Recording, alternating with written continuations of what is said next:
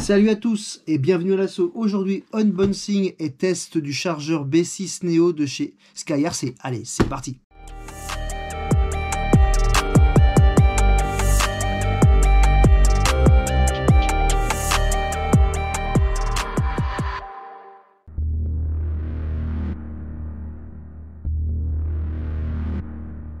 Salut à tous, aujourd'hui on a reçu le petit chargeur de chez SkyRC, le B6 Neo. On va découvrir ça tout de suite.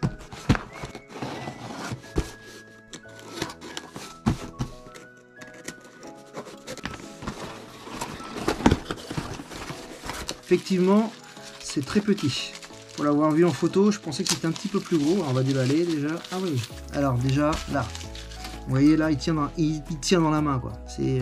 Alors vu les caractéristiques, donc il fait jusqu'à 80 watts avec un chargeur ou une batterie additionnelle. Il peut aller jusqu'à 200 watts si on le branche directement sur secteur. Ok, voilà les caractéristiques. Donc voilà, donc déjà la boîte est pas mal, hein, c'est pas mal déjà.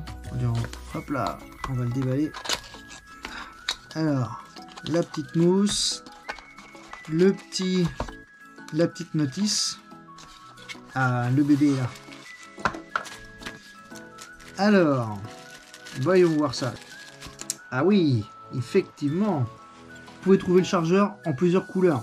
En noir-bleu, en blanc-gris, en rose, en bleu-jaune et en or-vert qui est une série spéciale Noël. Donc c'est une série limitée. Vous pouvez alimenter le chargeur avec une prise XT60. C'est le seul inconvénient avec ce chargeur-là, c'est qu'il vous faut une prise absolument XT60. Donc vous avez XT60 USB-C. Pour l'XT60, c'est une alimentation en courant continu jusqu'à 28 volts. En USB-C, c'est une alimentation max jusqu'à 20 volts. Donc soit avec un chargeur ou soit une batterie additionnelle. Ensuite, pour la sortie, pour charger votre batterie, pareil, il vous faudra une prise en XT60 et le branchement pour la plaque de charge. L'avantage de ce chargeur là, c'est que avec la sortie, vous pouvez même alimenter par exemple un fer à souder ou autre. Donc c'est très pratique. Donc voilà pour la partie extérieure. Donc comme vous voyez, hein, il est très petit. Hein, c'est un chargeur de terrain en fait. Hein, ça permet de l'avoir dans la poche et puis de charger une batterie directement sur le terrain. C'est très pratique que de trimballer directement un gros chargeur comme moi j'ai là. Quand même, il y a quand même une grosse différence. Donc forcément, c'est très pratique. C'est pour ça qu'on l'a pris. Hein. Ça permet de le poser sur la table, prendre une batterie, paf, le charger. Par exemple, quand on fait des championnats, etc. Donc c'est très bien. Voilà. Donc maintenant, on va passer au test. On va rentrer directement dans les paramètres internes du chargeur en appuyant longtemps sur Entrée. Donc on arrive sur les sous-menus, paramètres de tâches, réglage système, puissance d'essai, mesure, réglage d'usine, info système, mise à jour du système, réglementation. Donc hop, paramètres de tâches, vous retrouvez des options. Donc minuterie, capacité, charge, entretien. Donc minuterie, le temps que votre chargeur va se mettre à couper. Ensuite, il y a capacité max, c'est pour votre lipo. Donc en fonction de la lipo que vous avez, vous pouvez mettre une capacité max pour éviter que votre chargeur dépasse. Ensuite, charge d'entretien, c'est pareil, donc c'est pour votre lipo, donc ça vous mettez off ou on, comme vous voulez. Maintien de tension, c'est pas mal aussi, parce que si par exemple votre chargeur a fini de charger votre lipo, de garder la tension maximale de votre lipo.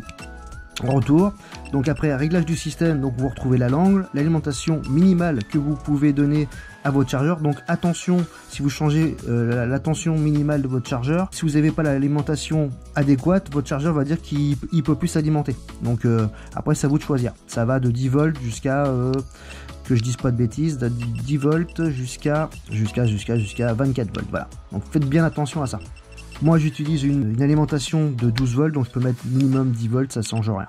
Éclairage LCD, donc ça va de faible à haut, donc ça c'est à vous de choisir. Le volume c'est pareil, soit vous mettez off, soit vous mettez faible, moyen, haut. Moi je laisse sur faible. Signal de fin, c'est quand vous avez chargé votre batterie, et soit il répète qu'une fois, soit il répète tout le temps.